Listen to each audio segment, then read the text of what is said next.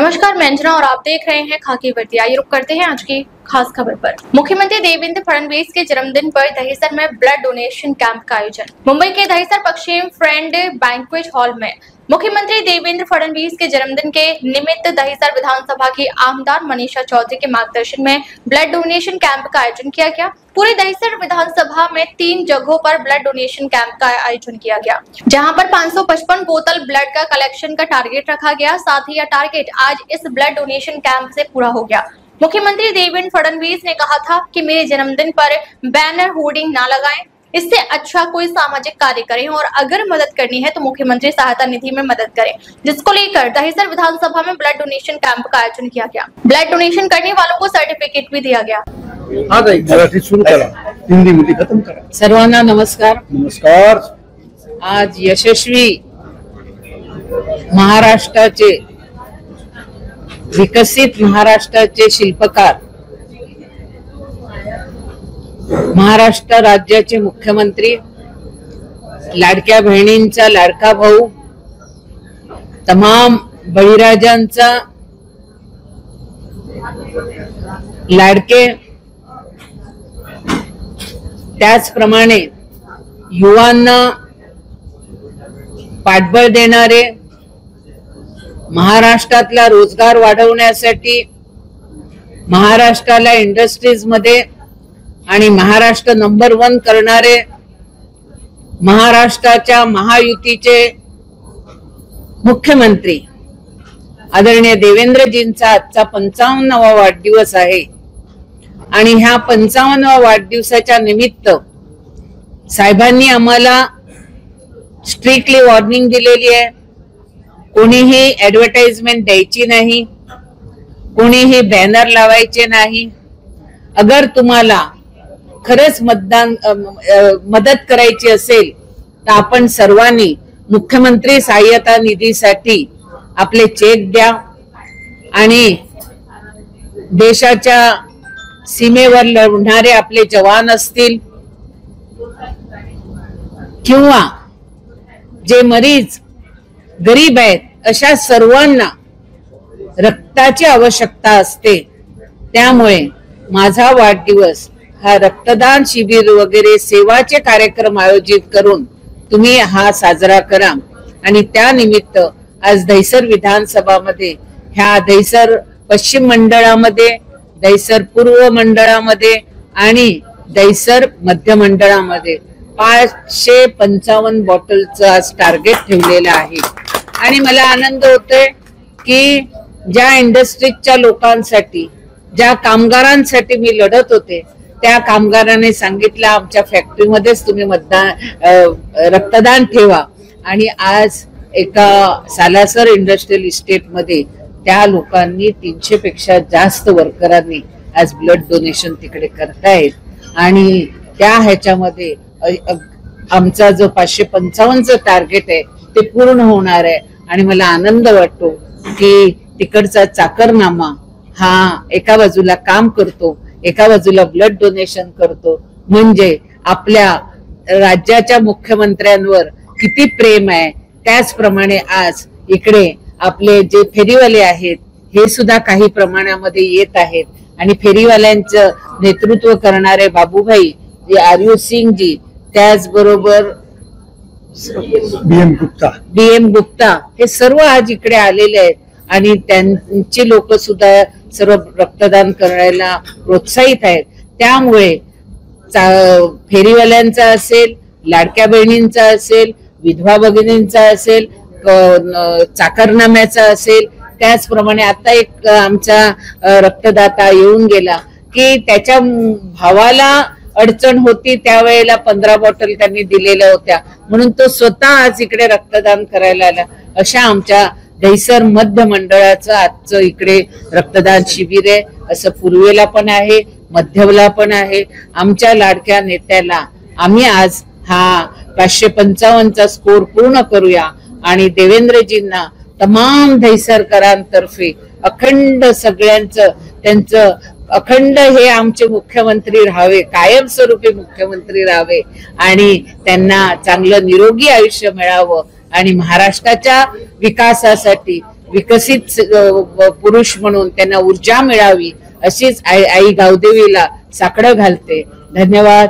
जय हिंद, जय महाराष्ट्र। मनसे के कार्यकर्ताओं ने मीरा भाईंदर के हाईवे पर पड़े खड्डों के अंदर गाजर केला लॉलीपॉप का कांटा बनाकर मछली मारने का यूनिक आंदोलन।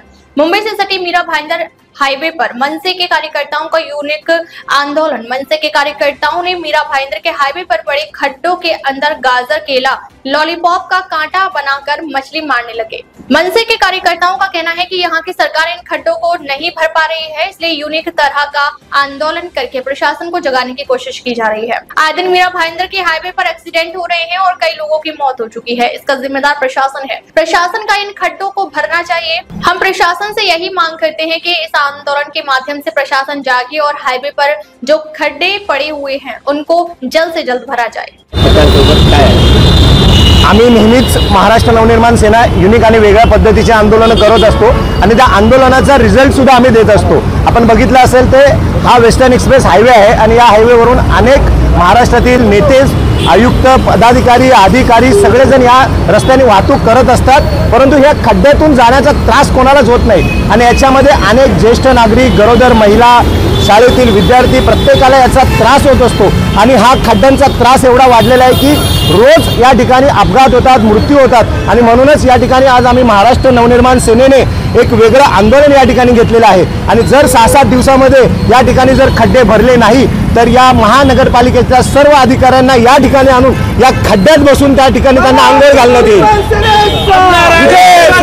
प्रदर्शन केला आहे नॅशनल हायवेवर, काय तुम्ही बघू शकता की दहिसर टोल नाका ते मीरा भाईंदरच्या मुख्य रस्त्यावरती जाणारा हा मोठा हायवे आहे, वेस्टर्न एक्सप्रेस म्हणतो आपण याला। परंतु इथे पावसामध्ये दर पावसामध्ये पाऊस असो किंवा उन्हाळा असो हिवाळा असो खड्डे तरी असतातच आणि याच्यामध्ये लाखो लोकांचा जीव जात आहे, रोज ॲक्सिडेंट होत आहेत, अनेकांचे हातपाय गमवावे लागते। तुम्ही घोडबंदरला बघितला 4 दिवसापूर्वी एका महिलेचा मृत्यू झाला ट्रक खाली येऊन आणि या पावसामध्ये रात्री इकडे लाईट्स तर नाहीच आहेत परंतु रात्री या ठिकाणी खड्डे पडलेत, अपघात अनेक होत आहेत, अनेकांचे जीव जात आहेत। परंतु या प्रशासनाला PWDचे अधिकारी, MMDAचे अधिकारी असतील किंवा इकडचे दोन्ही मंत्री अनेक आमदार गेल्या वर्षी या लोकांनी आंदोलन केलं होतं, बुट्टी गमेला वगैरे घेऊन स्टड बाईक घेऊन केलं होतं, किंबहुना त्यांना हे विसर पडला असेल की आम्ही आता सत्तेत आलो आहोत, आमच्याला आता मतं मिळालेत, आम्ही आता आमदारकी आम्हाला मिळाले आहे, त्याच्यामुळे हे विसरलेत। पण लोकांचा दिवसेंदिवस जीव जातोय, त्याच्यामध्ये अनेक अधिकारी रोज जात आहेत। मला असं वाटतं की रस्त्याचं काम इथं झालं पाहिजे आणि मला असं वाटतं की इकडच्या अधिकाऱ्यांचं किंवा आमदार किंवा यांचा जोपर्यंत घरचा व्यक्ती जात नाही तोपर्यंत जाग येणार नाही की आपल्याला रस्ता बनवला पाहिजे, रस्ता हा झालाच पाहिजे। किती भ्रष्टाचार होते, लाखो करोड रुपयाचा भ्रष्टाचार रस्त्यामध्ये होतोय, तर रस्त्याची काय स्थिती आपल्याला सुधारायला मिळतच नाही आहे। सरकारची मागणी काय आहे? आमची हीच मागणी आहे की लवकरात लवकर या रस्त्याची परिस्थिती आपण सुधारावी, चांगले रस्ते द्यावे जेणेकरून लोकांचं मृत्यू होणार नाही, लोकांना त्रास होणार नाही आहे। मैं आंदोलन लिया, मैं आपके माध्यम से दिखाना चाहता हूँ। ये देखो, ये गाजर सरकार ने लोगों को गाजर ही दिया है। जब चुनाव था तब बोले थे कि अच्छे सड़क देंगे, शिक्षा देंगे, पानी देंगे, स्वास्थ्य देंगे, लेकिन ऐसा कुछ भी होते हुए नहीं दिख रहा है। आपके माध्यम से मैं कहना चाहता हूँ कि दहिसर टोल नाका से लेकर मीरा रोड के लिए आप आते हो तो अब तो गड्ढों का शहर बन चुका है, गड्ढों का हाईवे बन चुका है। लोगों को जान जा रही है, लोगों की कोई फिक्र नहीं है।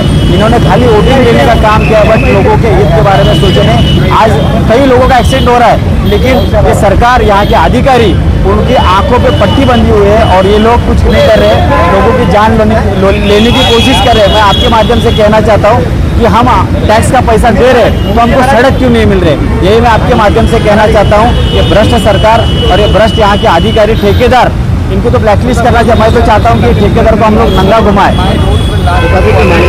मेरी प्रशासन की यही मांग है कि आप लोगों के हित के बारे में सोचो। गड्ढे हैं, अभी क्या है, बारिश का दिन है, लोगों को समझ में नहीं आता, एक्सीडेंट हो रहा है, तो आप रास्ता बनाओगे तो लोगों की जान नहीं जाएगी, यही मैं कहना चाहता हूँ।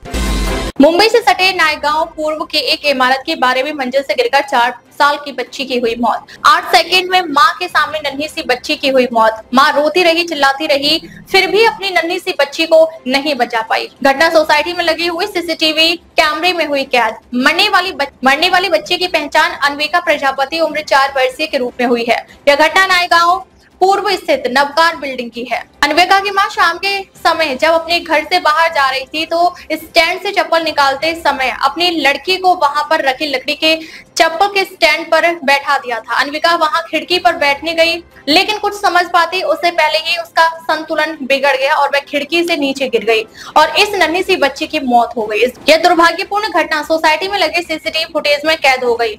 इस सीसीटीवी वीडियो को देखकर किसी का भी दिल दहल जाएगा। अब तक के लिए बस इतना ही, फिर मिलते हैं एक ऐसी ही बड़ी खबर के साथ। तब तक के लिए नमस्कार और देखते रहिए खाकी वर्दी।